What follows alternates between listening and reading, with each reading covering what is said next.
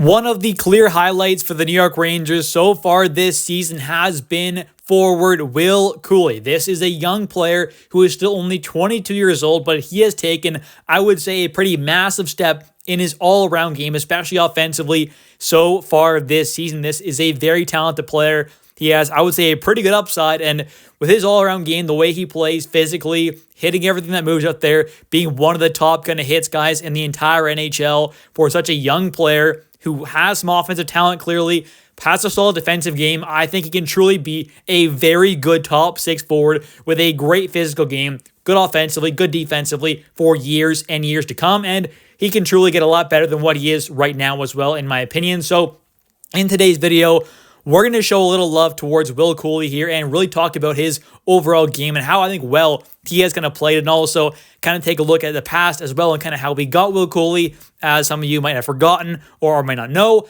and also just really kind of dive into kind of his lead up to the NHL and kind of what has really gone through his process since being drafted by the Rangers back at the 2020 NHL draft. So let's get right into it here. Starting off, before we kind of dive into it early, I just want to thank you all so much for the support on the channel. It's been growing a ton, and it's obviously because of what all you do. You know, liking the videos, watching, commenting, subscribing. Everything you do helps out a ton, and I really appreciate it. I love making these videos for all you Rangers fans, just like myself. I'm a Rangers fan as well. We're all big Rangers fans here, so I really appreciate all the support that you all show on these videos. So let's get right into it here and kind of look at how the Rangers ended up acquiring Will Cuylle, and then we'll kind of carry on from there. So way back when the New York Rangers drafted back in 2017 with the 7th overall pick, Lias Andersson. He obviously ended up becoming a bust. Everyone knows him for tossing his silver medal after losing to Canada over the glass there. He ends up, not being happy there. Didn't quite develop out into being a great player for the Rangers, obviously, so he ended up getting traded away, which I was kind of shocked with how much actual value we got back in return, because it ended up being, with the Lias Andersson trade, him going over to the Kings ended up sending over to the Rangers a 2020 second-round pick, number 60 overall, which I thought was really great value at the time. Obviously, it's worked out quite well for our team, and Rangers take Will Cuylle there with the 60 overall pick in that 2020 draft. He ends up, the season right after he gets drafted, not playing in the OHL because that was shut down because of COVID. So he ends up playing in the AHL with the Hartford Wolfpack and ends up having, in his first time playing pro hockey in the AHL, 18 games played, 5 points there. Not too bad for a guy who obviously shouldn't have really been playing pro hockey. He wasn't quite ready for that, but he still ended up playing there, looking fine, obviously. And there were quite a few prospects that did play during that season there because of the junior leagues getting shut down for the most part there. So he ended up playing there.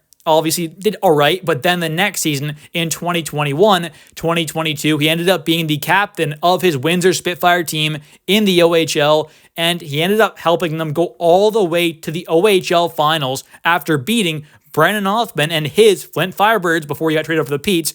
So he beat Brennan Othman and the Firebirds in the Western Conference Finals there. That was a phenomenal series to watch. So much fun. As a Rangers fan, I'm not Canadian as well, so I'm watching a lot of OHL hockey either way, really, but Brennan Othman, Will Cuylle there in that Western Conference Finals. It was just so much fun to watch there. Will Cuylle was an absolute beast throughout that entire playoff run there, was a huge part in why they ended up going so far. So that was great to see there. And in that 2021-2022 season, his last season in the OHL, he ended up having 59 games played, 43 goals, 37 assists for 80 total points in 59 games played in the regular season. Not too bad at all. But then the playoffs was just an absolute beast, having 25 games played, 15 goals, 16 assists for 31 points in the playoffs there. He was so good. And in that season as well, ended up playing with Team Canada at the U20s there, the World Junior Championship, having 7 games played, 2 goals, 2 assists, 4 points there. Absolute beast. Also helped them win that gold medal as well. So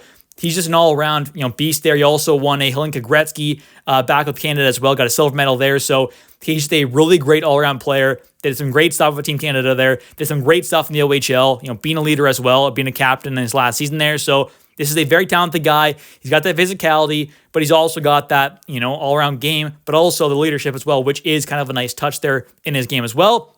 So then in 2022, though, 2023, he ends up getting a little taste with the Rangers. They're having 4 games played, no points, -2, 10 penalty minutes. Nothing too crazy there in that small sample size, but did also play 69 games in his first full season of pro hockey with the Wolfpack there in the AHL, having 69 games played, 25 goals, 20 assists, 45 points, not too bad at all for his first full season of pro hockey. And in the playoffs, had 9 games played, 3 points, 1 goal, 2 assists. So overall, not too bad for his first full season of pro hockey. But then last season, gets his first taste of having a full season in the NHL with the Rangers there, and was kind of, for the most part, there in a fourth line role. Ended up putting up some okay numbers, nothing too insane offensively, having 81 games played, 13 goals, 8 assists, 21 points. In the playoffs, didn't do great, obviously, only had 1 goal, 1 assist in those 16 games played, but was, in a fourth line role there, not playing alongside the most talented players in the world. So the offensive game, obviously, last season wasn't the main part of his game there. It was kind of the solid defensive play, but the insanely good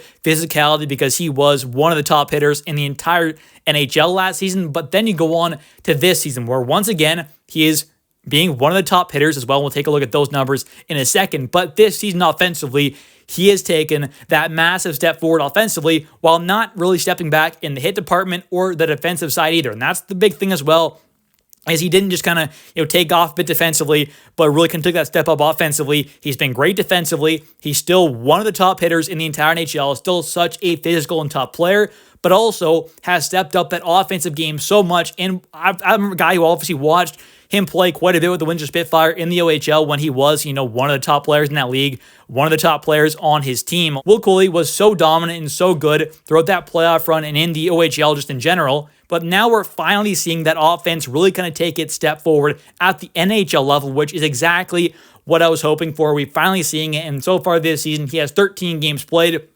4 goals, 5 assists, 9 points. But the big thing with these numbers here is all 9 of his points have been achieved at even strength. He has gotten every single point, all 9, the 4 goals, 5 assists, all that at even strength. That is a big, big key to his game there.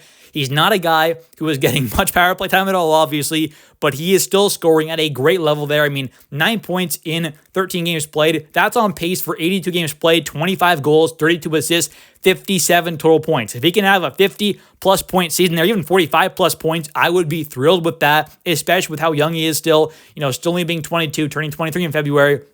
He definitely has, I would say, a very high ceiling, and this is a guy to really keep an eye on going forward, because it's one thing to be a great offensive forward or to be a, physically tough, more defensively kind of reliable kind of winger as well. But when you have all 3 of those things, the physicality, the defensive play, and the offensive play all into one, those type of players are really few and far between. And with Will Cuylle being an RFA this upcoming offseason, I really would like to see him sign a long-term deal with the Rangers, but I wouldn't be surprised if he's looking to sign more of a kind of bridge deal, a 2, 3, maybe even 1 year deal to really kind of prove himself and then really sign that massive contract. Kind of like a guy like Lafreniere did possibly. We'll have to wait and see, but maybe something like that does happen with Will Cuylle, which also could help bring his cap hit down a bit, instead of signing him to a massive long-term deal, like a 7 or 8 year deal, 6 year deal even, he'd end up getting a much bigger cap hit more than likely than obviously if he does sign that kind of short-term bridge deal, like Lafreniere did, for example. So we'll see what happens there, and I'll definitely have some updates when we get more news on what his contract could be.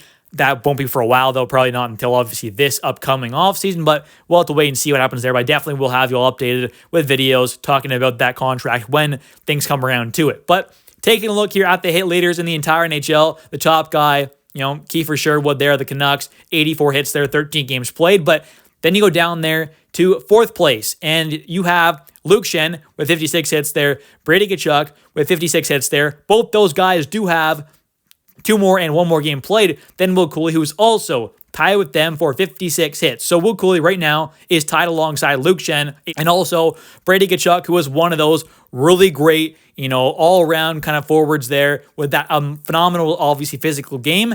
And Will Cuylle is right there tied with him. He's got 1 less game played than Brady Tkachuk there. Obviously, Tkachuk's having a much better kind of offensive season, but it just goes to show there that Will Cuylle is truly one of the more physical and kind of tougher forwards and overall players in the entire NHL. He's tied for 4th place in the entire NHL in hits right now, 56 in only 13 games played. He's an absolute beast out there. He's on pace for 57 total points. I mean, this guy is going to have a monster season and really could end up signing eventually one day a massive contract, hopefully with the New York Rangers. But anyways, I want to thank you all so much for watching.